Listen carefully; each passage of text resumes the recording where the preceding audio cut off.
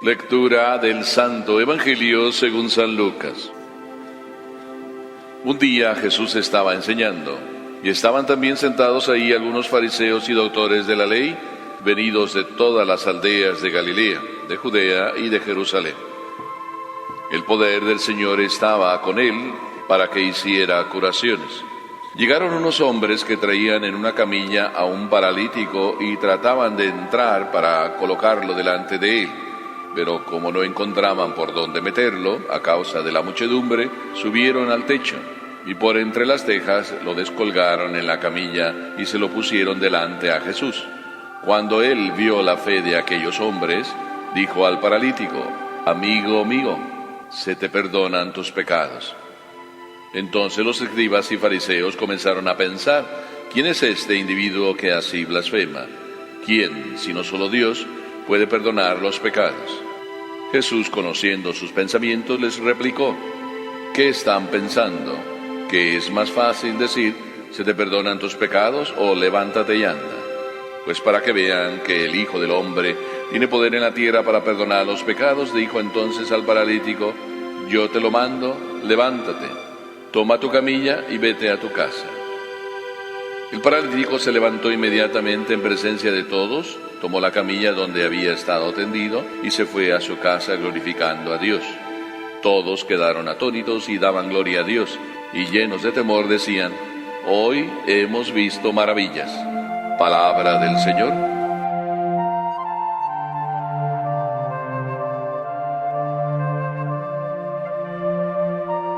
Todos vamos viendo maravillas a lo largo de la vida.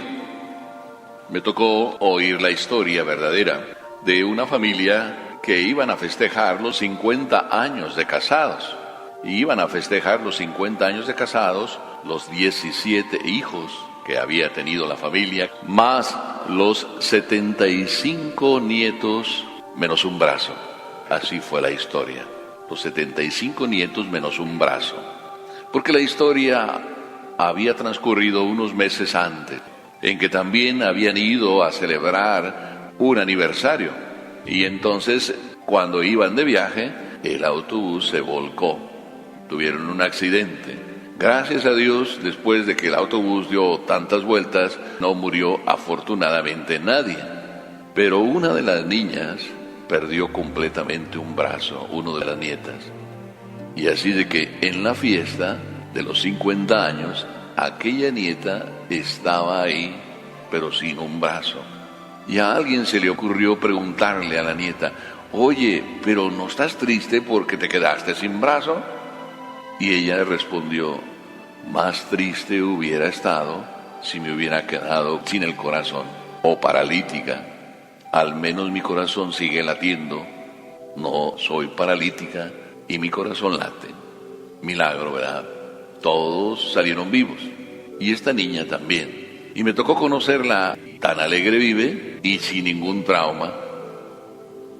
Imagínense ustedes si alguna de ustedes no tuvieran un brazo. Yo no sé qué harían. A lo mejor estarían escondiendo ese brazo detrás de no sé qué para que nadie se diera cuenta que no tienen brazo.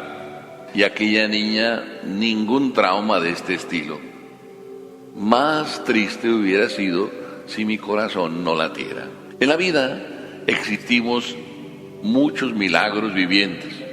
Y el milagro de hoy es uno de esos milagros maravillosos. Porque como que lo hemos leído y no nos hemos dado cuenta que ha pasado. Lo llaman el paralítico, la curación del paralítico, pero yo lo llamaría la suegra sorprendida.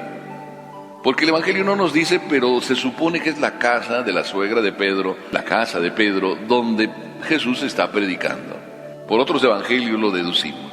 Y ustedes se imaginan, están ahí Jesús, ahí dentro de la casa, y están todos, y de repente alguien les hace un agujero en el techo y empieza a caer tierra. ¿Y quién se metió? ¿Quién me invadió?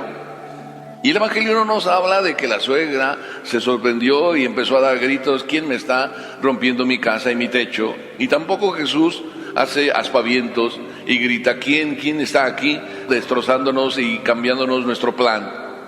Sino simplemente las palabras de Jesús son: oh, grande es tu fe.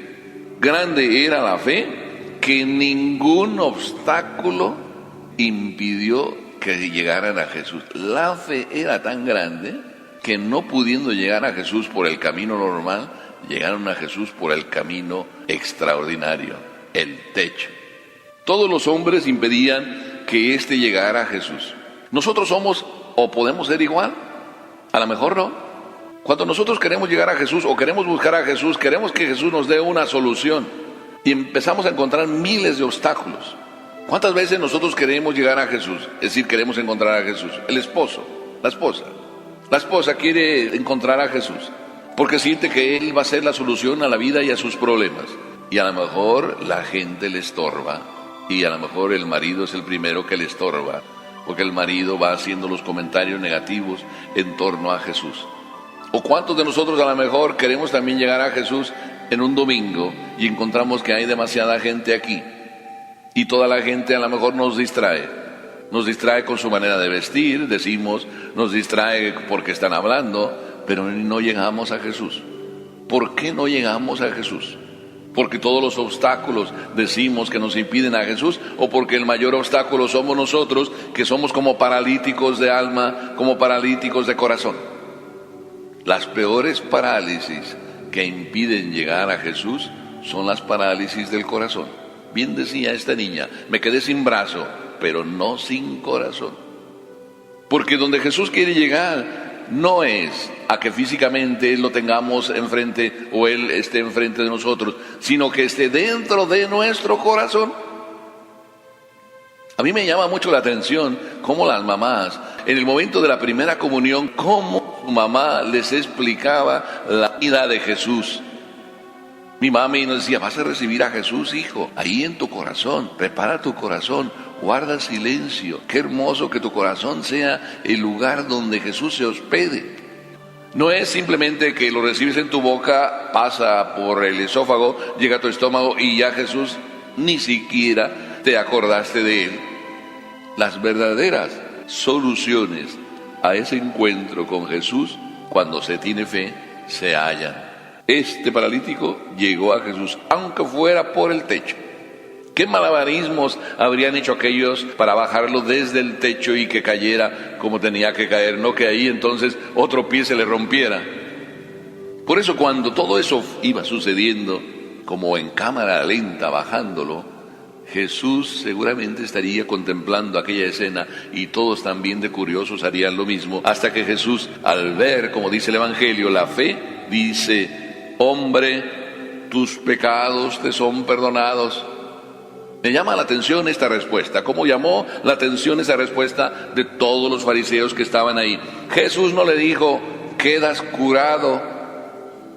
Aquel paralítico buscaba ser curado de su parálisis. Y sin embargo Jesús le dio otra respuesta. Jesús le dijo, hombre, tus pecados te son perdonados. Porque a veces las parálisis más importantes no son las parálisis de nuestro pie, de nuestras manos, son las parálisis de nuestro corazón. Tus pecados te son perdonados. Qué hermoso que Jesús diga, tus pecados te son perdonados. Y sin embargo, fíjense la respuesta que dan los fariseos. ¿Quién puede perdonar los pecados sino solo Dios? Este blasfema. ¿Quién era más paralítico? ¿El paralítico o los fariseos? Los fariseos que criticaban a Jesús por decir, tus pecados te son perdonados. Si Dios no estuviera con él, o si él no fuera Dios, no haría los milagros que hace. Por tanto, cuando Jesús hace el milagro, diciendo, es más fácil decirle a él que tome su camilla y se vaya, y para que de verdad vean que yo no soy lo que ustedes piensan y no lo que ustedes critican, pues para que vean que sí puedo perdonar los pecados, le dice Jesús al paralítico, toma tu camilla y vete. Tu parálisis también te la quiero curar. Jesús quiere, cuando nos quiere curar primero de nuestras enfermedades espirituales, de nuestras tristezas, de nuestras depresiones. Ayer me encontré con una señora que conocí hace como 3 meses y que se murió su marido y todavía después de 3 meses no traga el bocado de la muerte de su marido. y dice que no puede dormir, y dice que el psicólogo o la psicóloga pues le ha dado medicina para que pueda dormir, y que la psicóloga le dice que su marido está ahí con él, y ni siquiera le hace caso a la psicóloga. Pero como que yo le dije dos cosas, y como que tampoco así quiso entender. Le dije dos cosas, le dije, la primera, lo que le dice la psicóloga es verdad. Su marido está con usted, es a quien siempre ha querido, lo lleva en el corazón, está con usted. Su marido está vivo, no ha muerto. La psicóloga tiene en parte razón, pero usted no quiere hacerle caso. Y usted tampoco quiere hacerme caso a mí, que yo le digo como dice la canción, déjame tu tristeza, déjame tu soledad. Y tampoco quiere pasarme su tristeza, ni su soledad, ni su dolor. Entonces le voy a decir cuál es el problema. Ni las pastillas ni la psicóloga le hacen falta. A usted lo que le hace falta es que empiece a darse cuenta que no puede tener a su marido físicamente al lado suyo. Eso es lo que ya no va a poder tener. Eso es lo que le paraliza toda su vida, que quiere tener a su marido ahí a su lado físicamente y no quiere aceptar que lo tiene espiritualmente y que solo eso es lo que puede tener. Y empezó a inventarme ya que lo ven, que su marido entra en algunas casas y sale, pues ya todos los inventos que se quieran hacer. Yo hasta le puedo decir, pues yo también lo veo entrar a su casa y salir todas las noches. Podría ya empezar a decir esas cosas, nada más deme un poco de plata y le digo lo que usted quiere oír. Y me convierto en el brujo de la esquina que le estoy dando soluciones. Con $100 yo se lo meto en su casa todos los días. Pero así vamos cayendo en explicaciones que no valen. Pero la verdadera explicación es que Cristo viene a quitar mis parálisis del alma, para entonces hacer desaparecer las parálisis también físicas. Por eso que importante es lo último, una vez que el milagro sucede, que sucedió en este hombre que por su fe era grande, para poder entonces acabar con todos los problemas, porque cuando la fe es de verdad grande, ningún obstáculo hay. Y cuando la fe es grande, termina agradeciendo. ¿Qué fue lo último que sucedió? Una vez que la curación se dio, entonces todos glorificaron a Dios, diciendo, hoy hemos visto grandes maravillas. También cuando nosotros vamos viviendo que Dios nos cura nuestras parálisis, damos gloria a Él y le agradecemos, o somos de los que decimos, pues el Señor tenía que habérmelo dado. Era lo lógico, con tantas cosas que yo he hecho por Él tenía que haberme hecho algo y tiene que hacerme algo y no, entonces le agradecemos. El verdadero hombre que vive con fe siempre se da cuenta que lo que recibe no lo merece y por tanto se siente con el deber de agradecer. Así esta niña de solo 13 años me comentó, sí, doy gracias a Dios, me quedé sin brazo, pero no sin corazón. Que en el corazón, donde ocurren las verdaderas parálisis, quizá también las nuestras, haya verdadera sanación hoy también.